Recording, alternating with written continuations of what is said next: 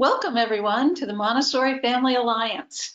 This is your Tuesday webinar host, Lorna McGrath. I'm glad you're here today. If you have come before, thanks and welcome back. If you're new, we love having you here. And so once again, thank you for joining us today. My guest today is Annie Briner. She works at Village Montessori School in Bluemont, Virginia. She's been there quite a long time. Started as I believe, now she'll help me out with this if this isn't quite right. Started as a primary teacher. She is trained Montessori 3 to 6. She ended up starting a sort of a little toddler program. And then the school decided they wanted a full-time toddler program and wanted to be an accredited Montessori school. So she went back to training and became an infant toddler certified Montessori teacher, and now that's what she does, among other things. She also works with drama and art with, I believe, the elementary students, and she's just a very versatile, I think she writes, she's just a very versatile, talented person, and I'm so glad to have you with us today, Annie. So no, I'm blushing. I can't talk. So I think I'm going to let you add or subtract anything to that introduction that you'd like to, and we'll go ahead and get started. Wonderful. Well, thank you so much for having me on. That was the best introduction I've ever had in my whole life, so I have nothing to add. But what I wanted to talk to everybody about today is a home for toddlers, designing an environment that works. That's our topic today.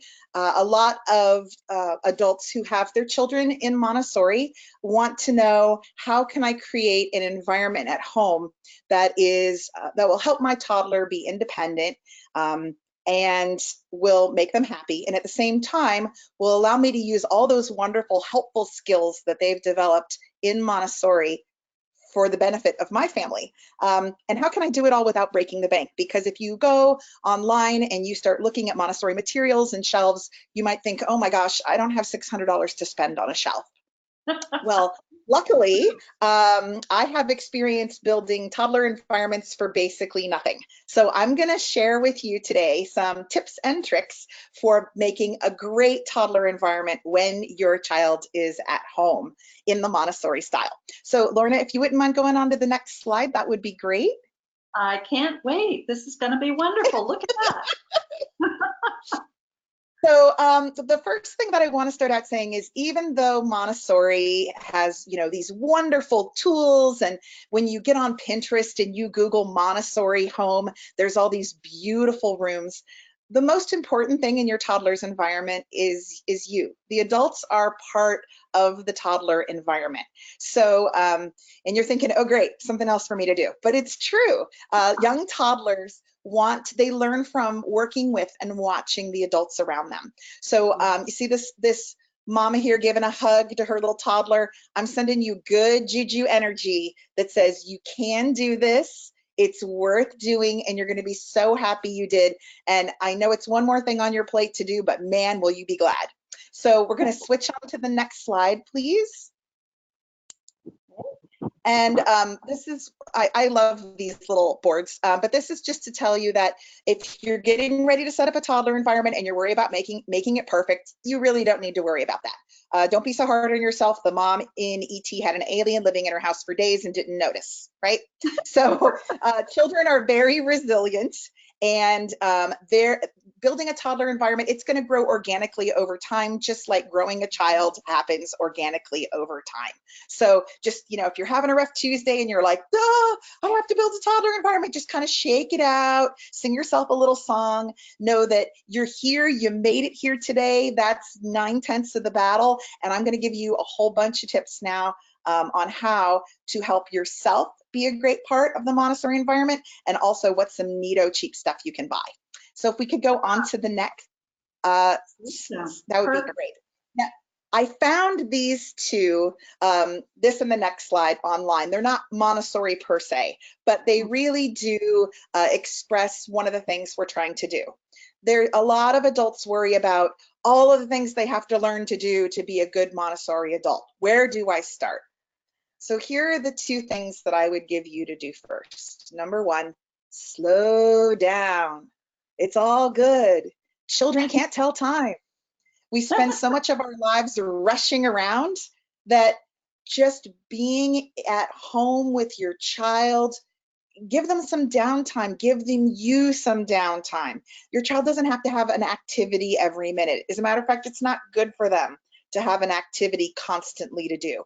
So when you're modeling calm, relaxed, peaceful, casual, and you're showing that you have self-care for yourself, that's what that little person is going to learn.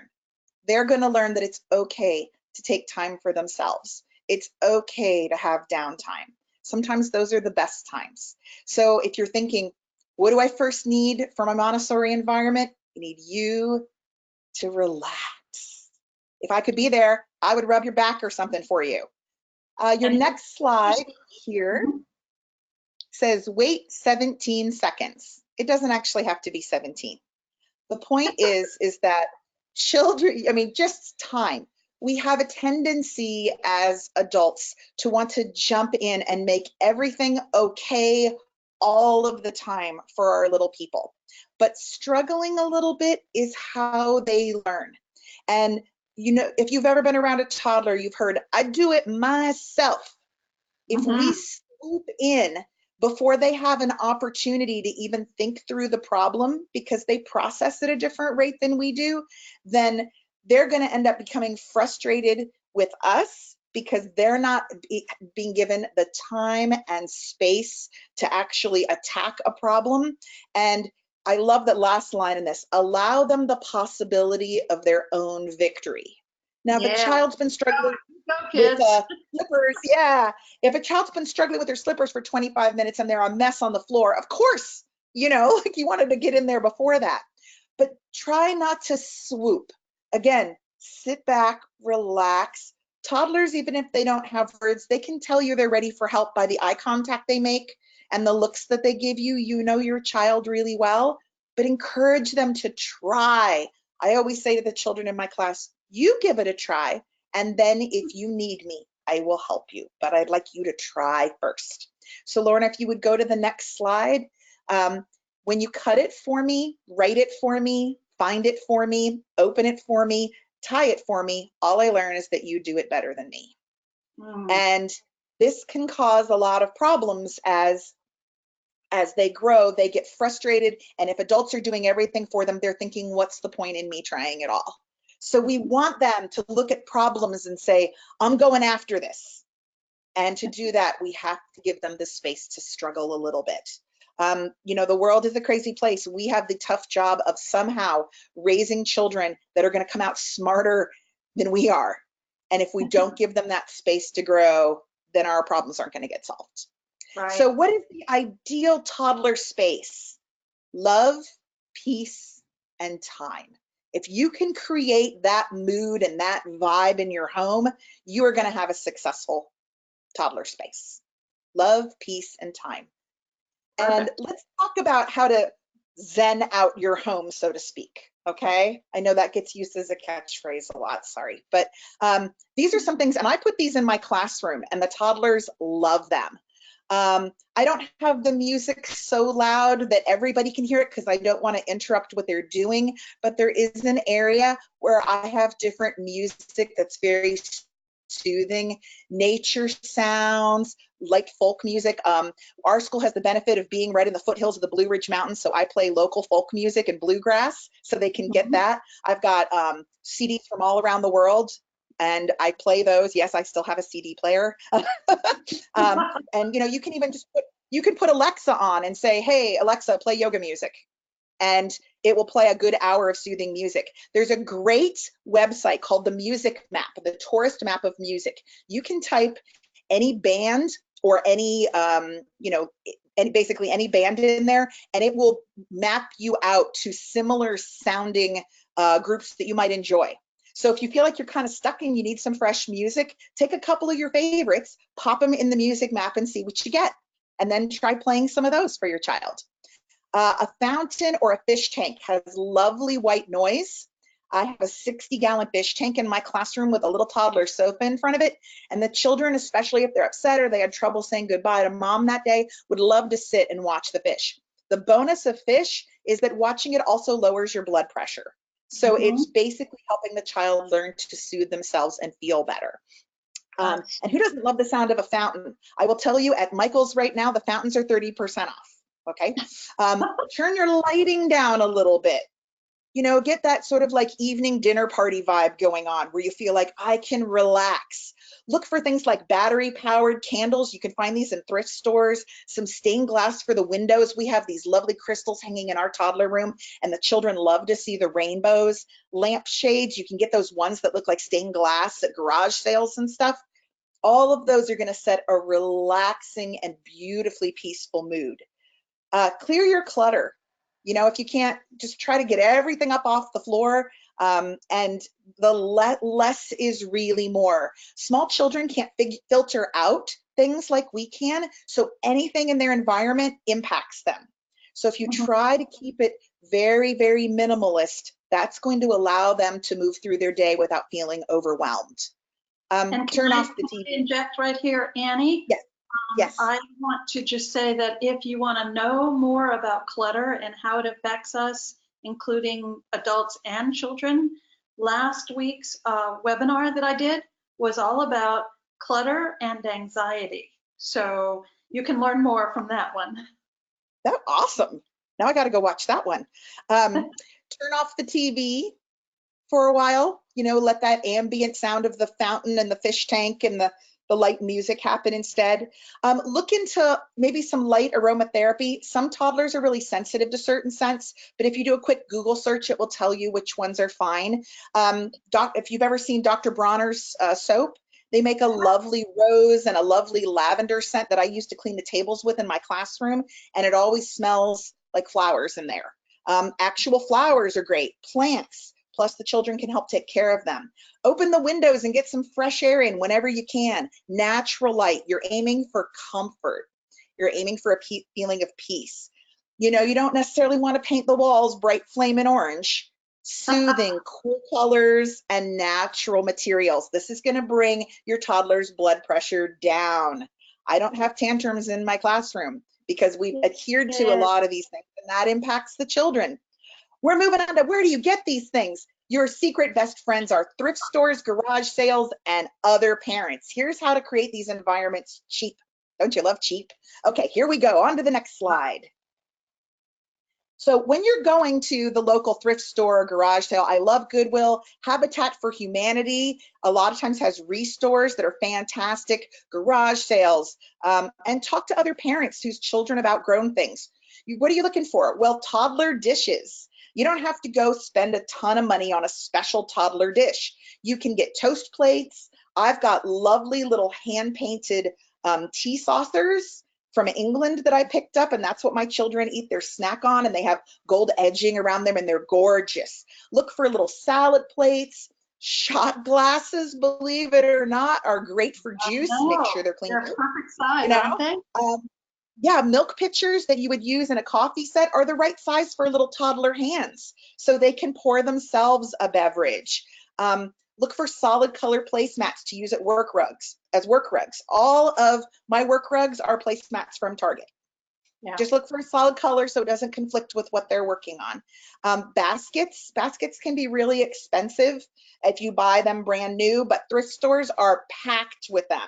You can get lovely baskets from all over the world, and little trays a lot of times too. I don't think there's a brand new tray or basket in my classroom. Everything was from a thrift store. I once had a school I worked at, and they came to me and they said, "We're opening a second toddler room and it's yours." And I said, "Fantastic, what's the budget?" And my head of school said, "0." None. And I made a toddler classroom for 15 toddlers with basically under $200 because I knew my thrift stores and my dollar store. Look for bookcases to repaint or refinish. We're looking for shelves. Toy boxes, unfortunately, get everything thrown in them, and they really offend a young child's developing sense of order because they can't find what they need easily. So if you can avoid the toy boxes, that will help a lot. Plus, some toddlers get stuck upside down in them at times, and then you just see little legs kicking. Really? Rugs and lamps.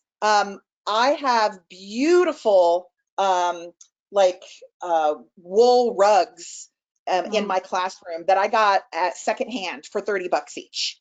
And then I just had them cleaned.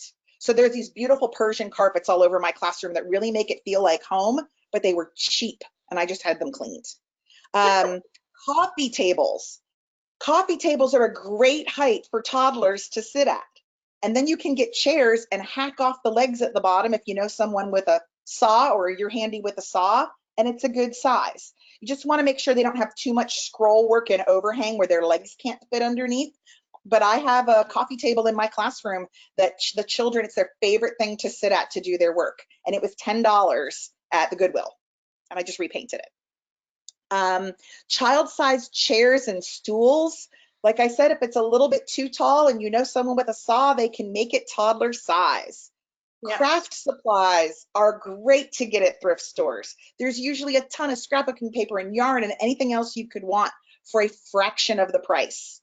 You're also looking for books. You know, you're trying to look for realistic pictures for children because they can't tell the difference between imaginary, you know, they don't know that dogs don't wear clothes yet.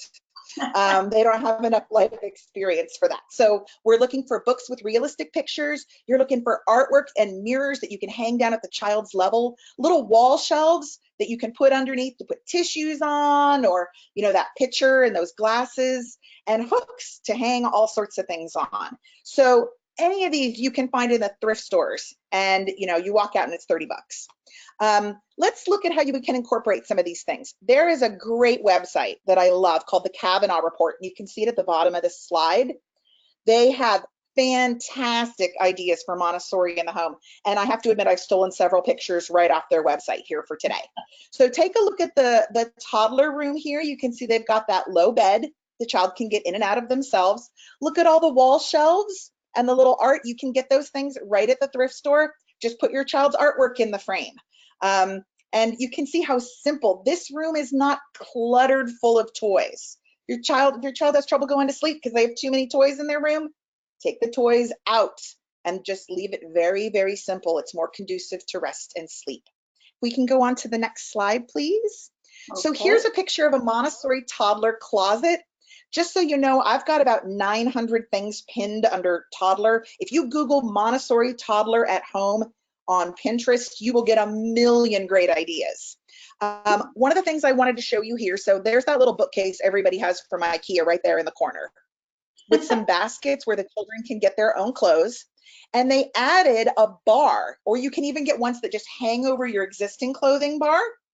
And you can keep all your child's clothes up there and then just put down the 2 or 3 outfits you want them to choose from on the low level, and they can get their clothes themselves. So look at that lovely closet. So there's some ideas there. Can move on, please, to the next slide. Got it. Awesome. So those were just some ideas for the bedroom. Let's talk about the kitchen, because what toddler doesn't love to eat? The children in my class, just to give you an idea, right now they're doing 2 full cooking projects a week, and then out on the shelf that they can choose whenever they want is hard-boiled egg peeling, quesadilla making, and avocado dip making. So it's like a small restaurant in my classroom any given day. This is just a low shelf that they put down there. How many times a day does your child ask you for a snack? They can get their own snacks. Look at that. And you can put the little plates you got from the thrift store right down there. And then when they're done, they can clean up after themselves. So if you could please go to the next slide. You'll see this child has a little sink here. They've gone and they've gotten water. They put it into a little basin or a sink, a little wash tub on top of one of those coffee tables I talked about would work. And they can do their own dishes. And then, you know, I like to run them through the dishwasher after that because we're school and we have to make sure everything is, you know, perfect there. But they can also put after they've rinsed their dishes, they can put it in the dishwasher. That's something a toddler can do. So they can do all these things. When you get home and you're exhausted and your child's going, snack, snack, you can say, please go get it yourself. And while you're at it, make me one too. I'm going to tell you a quick little story from several years ago. I had a little boy in my class, and his mom had just had a baby, and she came in to visit one day. Actually, she came in to pick him up, and she looked awful because she hadn't slept in weeks. And I said, are you okay? And she said, well, I knew I'd be up all night with the baby, but What I didn't expect was him calling for me down the hallway to get him a drink of water 4 times a night. And so the child was nearby, and I just got down and I said, sweetheart, I'm a little thirsty. Do you think you could go get me a glass of water, please? And her child, who'd been waking her up all night to get water, went toddling off and came back in a minute and handed me a glass of water he made for me. And she looked at me and she said, I'm going to kill him. I said, I'm happy to report he's in college now, he's alive and well. But you understand the sentiment, okay? And I gave her a pitcher and I gave her one of the cups and I said, tell him he can get his own water.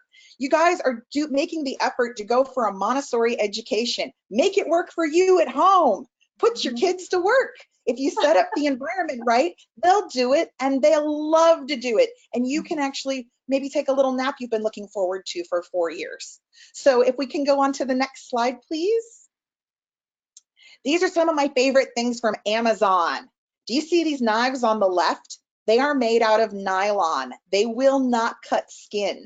My 2-year-olds in my class cut avocados, bananas, tomatoes, carrots if they push hard, bread, cheese, all with these knives.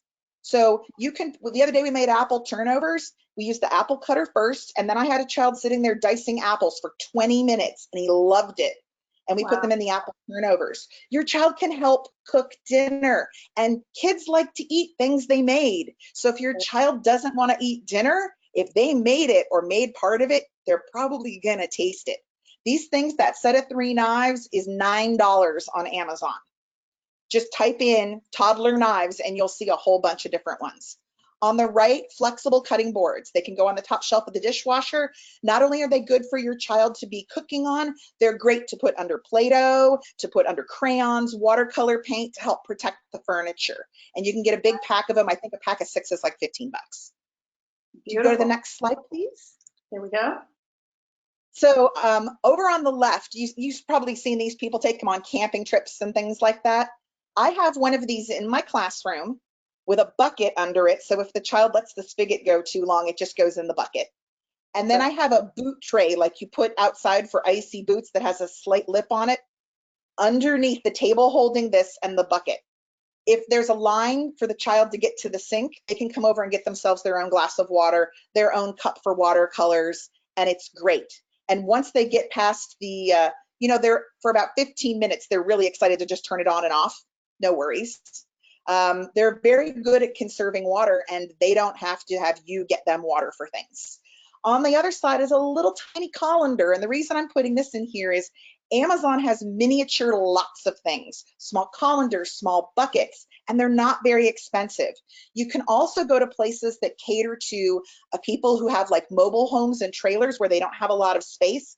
They like make miniature equipment for a lot of those. That's perfect for toddlers.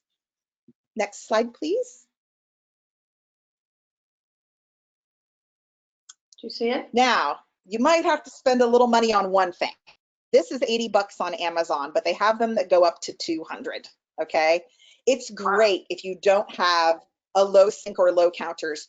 This will help your child get up to be part of the action in the kitchen and allow them to reach the sink in the bathroom. Before you buy them though, talk to other parents. If your school has a newsletter, you might talk to them and say, look, we all buy expensive baby and toddler equipment and then our child outgrows it really fast. Can we, put up a place where we can rent it out to each other or pass it around so that the community isn't buying all of these things brand new? At my school, as soon as somebody says they're having a baby, everybody calls them up and says, I've got a pickler, I've got a step ladder, I've got this and this and this, do you want to borrow it? And sometimes we've had certain equipment that's gone through like 9 families, and they'll pay the original owner $15 or $20 to keep it for a few months. And then it doesn't sit in your basement, and there's a benefit to your community. So you can get this nice stuff cheap. Next slide, please. Now, I just want to talk a little bit about the bathroom. I just thought this was funny and you guys could use this. Now, I could talk about toileting, but I'm not going to because it's my favorite topic and we'll be here until next Thursday. So what I'm actually going to show you about the bathroom. I'm going to interrupt, Danny. Guess what? Yes. You can come back and talk about toileting. Yay, I'm going to get invited back. Woo, woo, woo. So yeah, if you ever want to talk a lot about the toilet, I'm your woman. So So we'll talk about the toilet another time if Florida has me back. But what I do want to talk about is how to make, there's a great slide, that's a great picture on the next one, that will show you, look what they did. They have a low cabinet and you can shut the door, and inside this child has stuff to get a drink of water, their comb, their brush, their toothbrush, their washcloths. They have everything they need. You can also set up something like this in your kitchen. Pick a cabinet you never use, and that's where you put all the little containers with some snack for your children and maybe their drinks, extra cups. And then if company's coming over, you just shut the door and it's all picked up. Great way to use a low shelf, because who wants to bend over anyway? Now we're speaking of shelves. Now, one thing I do with a lot of my families is I say, if you want me to come to your house and help you with your playroom, I will. And they all want me to. So the first thing you have to look at is how many children are actually using the playroom. If you have 2 children, you really don't need 50 different items there. It's too overwhelming for the children and it ends up all over the floor. So in Montessori, we teach them you take out one thing at a time.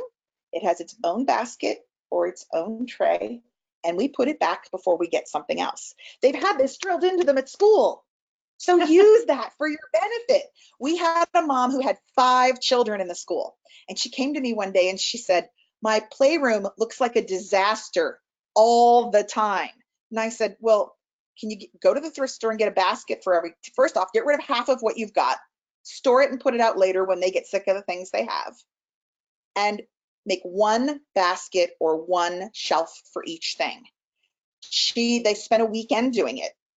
And she came back a month later and said, I have not picked up a single toy in my house for 5 kids in a month. I've never seen a woman so happy my entire life. So talk to your teachers and say, can I send you pictures of my toy room?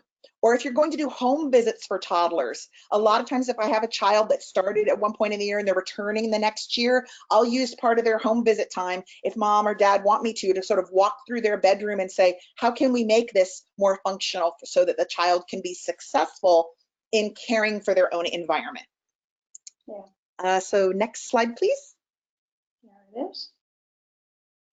Now, especially when it's yucky outside, you want to also try to make space for gross motor work, so the toddlers aren't hanging from the ceiling.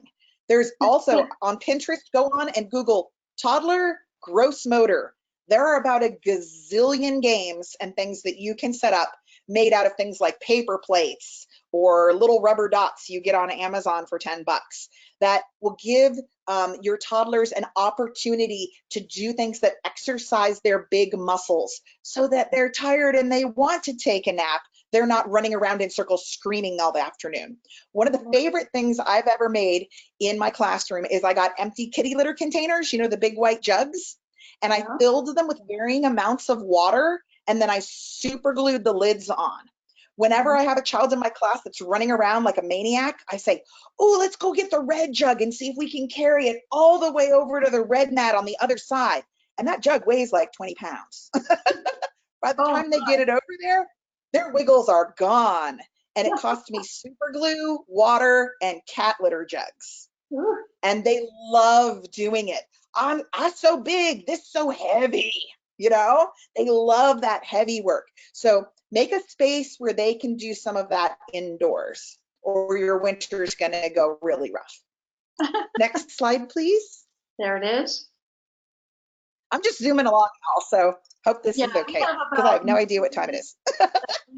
Annie, we have about 5 minutes. Awesome, I'm coming into the home stretch. And just stop me if you need to. Now, a lot of people wonder, do I have to have a room that's just for my Montessori stuff? I put this picture in here because you can see they've simply worked it into the back of their living room.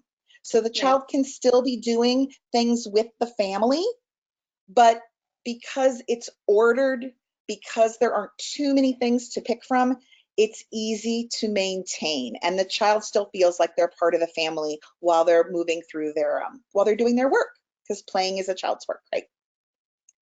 Next slide, please. Yep.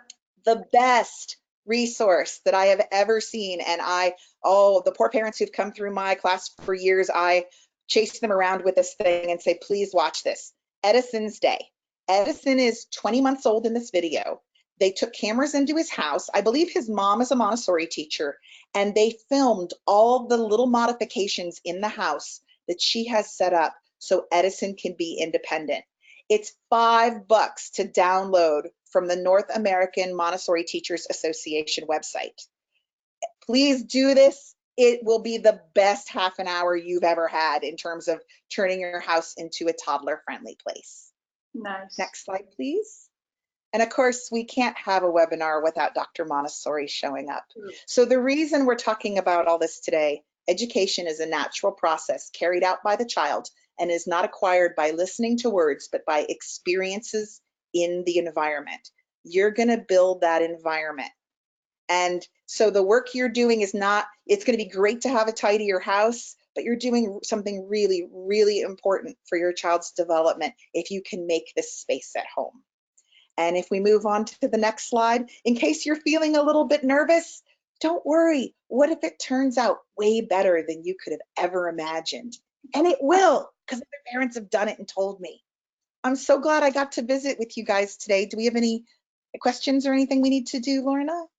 We do not. I think you've just enthralled our listeners today. Either that or they've run screaming into the hills like, whoa, too much. Wow, what a wonderful plethora of ideas and wonderful illustrations so we can really see it. For me, I'm a real visual person, so I'm loving all the illustrations.